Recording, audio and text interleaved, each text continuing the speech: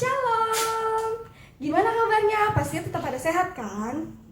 Yuk adik-adik, pagi hari ini kita sama-sama mau kembali memuji Tuhan. Adik-adik tetap di rumah, tetap bangkit berdiri. Kita sama-sama memuji Tuhan. Kita mau menggerakkan tubuh kita untuk Tuhan. Yuk kita sama-sama menyanyi Kasih Yesus, indah-indah oh indah.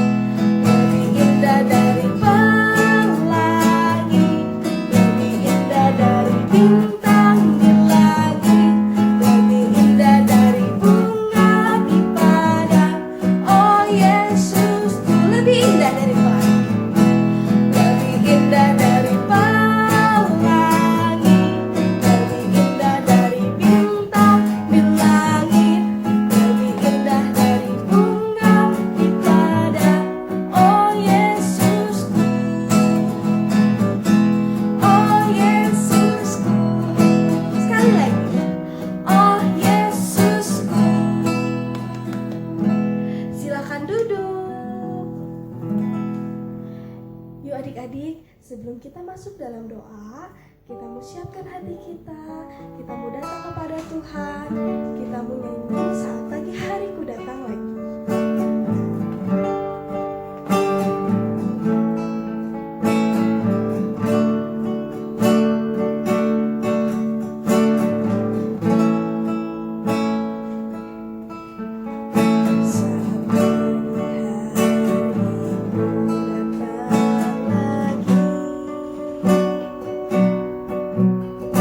Menghadap Tuhan dan rendah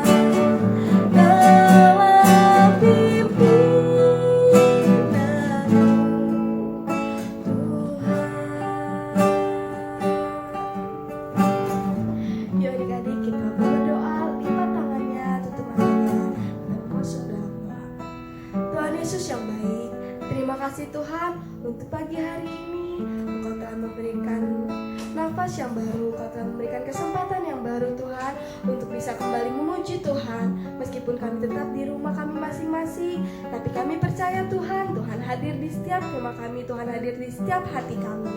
Kami sebentar lagi kami akan memuji nama Tuhan, dan Tuhan yang berkati dari awal pertengahan hingga sampai pada akhirnya. Hanya di dalam nama Tuhan Yesus Kristus kami sudah berdoa dan mengucap syukur. Haleluya.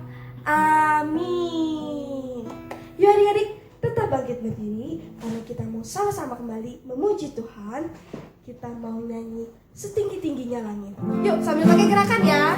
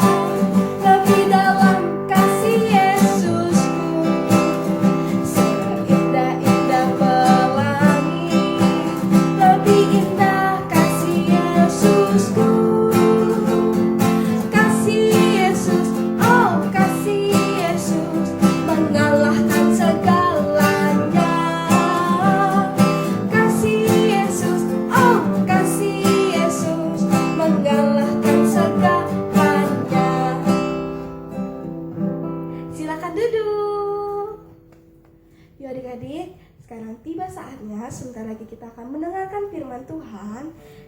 Sebelum kita mendengarkan firman Tuhan, kita mau angkat satu pujian. Firman Tuhan ku dengar.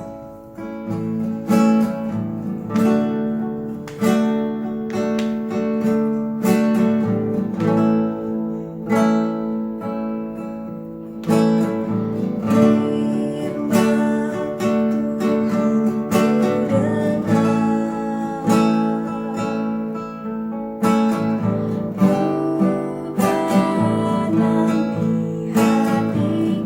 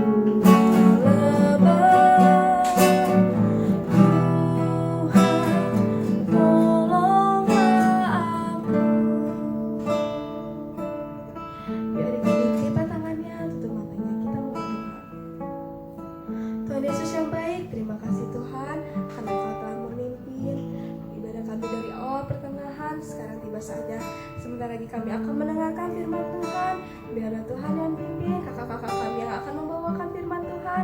Biarlah apa yang dibawakan kakak-kakak kami sesuai dengan kehendak-Mu, supaya firman yang dibawakan kakak kami juga bisa menjadi buah dalam kehidupan kami sehari-hari dan bisa kami terapkan dalam kehidupan kami sehari-hari. Terima kasih Tuhan, kami siap mendengarkan firman Tuhan. Hanya di dalam nama Tuhan Yesus Kristus kami sudah berdoa dan mengucap syukur. Haleluya, amin. Shalom adik-adik, selamat pagi. Ketemu lagi dengan Kak Kezia dan sekarang saatnya adik-adik untuk mendengarkan firman Tuhan. Jadi, Permisi Kak, iya ada apa ya? aku boleh bicara sebentar gak? Boleh. Oke, makasih Kak. Halo Kak, Halo. halo teman-teman. Nama aku Bebe. Yuk kita sama-sama. Halo Bebe, kamu mau ngomong apa hari ini? Aku mau mempromosikan ini teman-teman. Apa tuh? Ini adalah donat bikinan teman-temanku. Namanya Donat Duck. Emang ada apa dengan donat itu? Donat ini enak banget. Teksturnya empuk, manisnya pas. Wah, pokoknya enak banget deh. Bentar, kok kamu berani sih mempromosikan donat itu? Karena Bebe udah nyobain. Bebe udah merasakannya sendiri isi donat ini. Dan Bebe merasa donat ini sangat enak. Nih Kak, mau nyobain gak? Mau. Coba mana donatnya? Wah, bentar ya, aku cobain ya.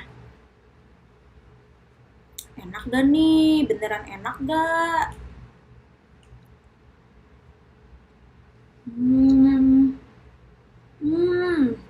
A few moments later. Bener-bener enak banget. Aku mau nanya dong, Be, ke kamu. Kenapa kamu mau nawarin donat ini ke kita? Kamu kan gak kenal sama kita. Bebe semangat mengenalkan donat ini kepada orang-orang. Karena Bebe sudah merasakan sendiri bahwa donat ini enak. Jadi Bebe ingin orang lain juga bisa merasakan enaknya donat itu. Dan juga nantinya orang lain juga dapat kasih tahu lagi cita rasa dari donat ini ke orang-orang lain. Wah enak banget sih Amang, donat ini donat duck ya tadi namanya ya. Iya betul Kak. Wah hebat ya kamu Bebe, makasih ya udah ngenalin donat duck ini ke kita. Kita jadi tahu deh tentang donat ini. Iya sama-sama. Ya udah, Bebe mau pergi dulu ya. Bebe mau mengenalkan donat duck ini ke orang lain. Bye-bye semua. Dadah! Beneran enak loh adik-adik donatnya.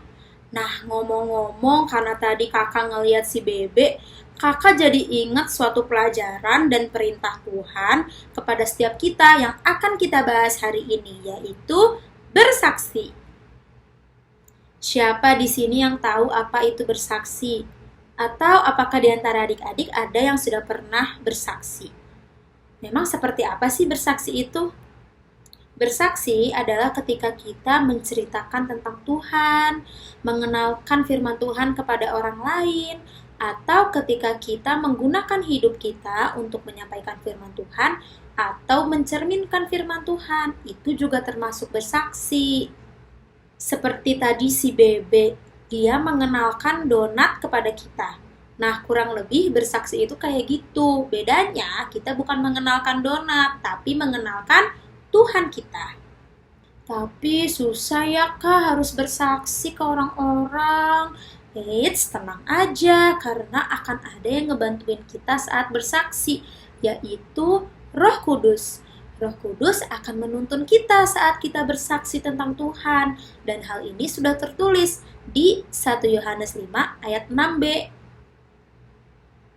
Dan rohlah yang memberi kesaksian, karena roh adalah kebenaran. Jadi, rohlah yang akan memberikan kesaksian melalui kita. Oleh karena itu, kita harus selalu hidup dituntun oleh Roh Kudus. Kita harus selalu dekat dengan Tuhan agar kita dapat menyampaikan tentang Tuhan Yesus, dapat bersaksi dengan benar sesuai dengan tuntunan Roh Kudus. Memang mengapa sih Kak kita harus bersaksi? Nah, kita bahas yuk satu-satu alasan mengapa kita harus bersaksi tentang Tuhan. Alasan pertama kita baca di Kisah Para Rasul 1 ayat 8. Tetapi kamu akan menerima kuasa kalau Roh Kudus turun ke atas kamu, dan kamu akan menjadi saksiku di Yerusalem dan di seluruh Yudea dan Samaria dan sampai ke ujung bumi. Jadi, alasan pertama mengapa kita harus bersaksi, seperti yang tadi tertulis di ayatnya, adalah karena kita sudah diberi kuasa oleh Tuhan. Kuasa untuk apa? Kuasa untuk bersaksi. Jadi setelah kita menerima Roh Kudus, kita diberi kuasa oleh Tuhan untuk bersaksi tentang Tuhan kepada semua orang. Selain itu, alasan kedua, seperti yang tadi tertulis, Tuhan sudah menugaskan kita untuk menjadi saksinya. Tadi sudah tertulis, kamu akan menjadi saksiku di Yerusalem dan di seluruh Yudea dan Samaria, bahkan sampai ke ujung bumi. Kita harus menjadi saksi Tuhan. Lalu alasan ketiga adalah agar orang lain dapat merasakan berkat Tuhan. Seperti yang tadi Bebe lakuin, tadi dia nawarin donat ke kita. Karena tadi dia nawarin donat, kakak jadi tahu bahwa donat itu enak, bahwa ada donat yang namanya donat dak. Lalu akhirnya nanti kakak bisa menyampaikan ke orang-orang, ke teman-teman bahwa donat itu enak. Nah, kalau kita kan bersaksi tentang Tuhan. Artinya, kita harus bersaksi agar orang lain turut merasakan kasih Tuhan dan kehadiran Tuhan dalam hidup kita. Hal ini dapat kita pelajari dari kisah bersaksi yang dilakukan oleh murid-murid Tuhan Yesus. Misalnya kakak ambil contoh kisah bersaksinya Filipus saat di Samaria. Hal ini tertulis di Kisah Para Rasul 8 ayat 4 sampai 25. Jadi, pada waktu itu, Filipus pergi ke suatu kota di Samaria. Dia di sana memberitakan tentang Mesias pada orang-orang. Ketika orang itu mendengar kesaksian Filipus dan melihat tanda-tanda yang diadakannya, mereka semua dengan bulat hati dengan yakin menerima apa yang diberitakannya itu. Hal tersebut dikarenakan banyak orang yang tadinya kerasukan roh jahat, sekarang roh itu jadi keluar. Selain itu, banyak orang yang tadinya lumpuh dan timpang menjadi sembuh. Mereka jadi percaya kepada Filipus yang telah memberitakan Injil tentang kerajaan Allah dan tentang Yesus Kristus. Bahkan mereka memberi diri mereka untuk dibaptis, baik yang laki-laki maupun yang perempuan. Wah, puji Tuhan, luar biasa banget ya kisah bersaksi yang dilakukan oleh Filipus.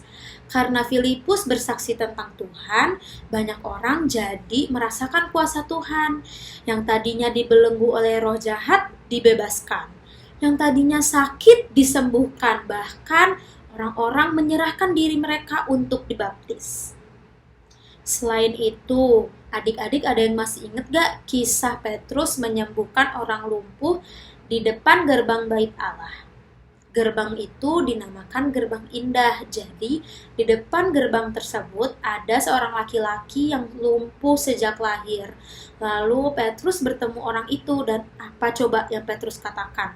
Yuk kita baca di Kisah Para Rasul 3 ayat 6. Tetapi Petrus berkata, emas dan perak tidak ada padaku, tetapi apa yang kupunyai kuberikan kepadamu. Demi nama Yesus Kristus, orang Nazaret itu, berjalanlah. Lalu apa coba yang terjadi setelah itu? Seperti yang adik-adik tahu, orang lumpuh itu bisa sembuh. Tiba-tiba dia bisa berjalan. Wah, berarti Alasan mengapa kita harus bersaksi juga adalah agar orang lain dapat merasakan, dapat mengalami mujizat yang dilakukan oleh Tuhan. Jadi intinya alasan ketiga mengapa kita harus bersaksi, karena bersaksi dapat menjadi berkat untuk orang lain.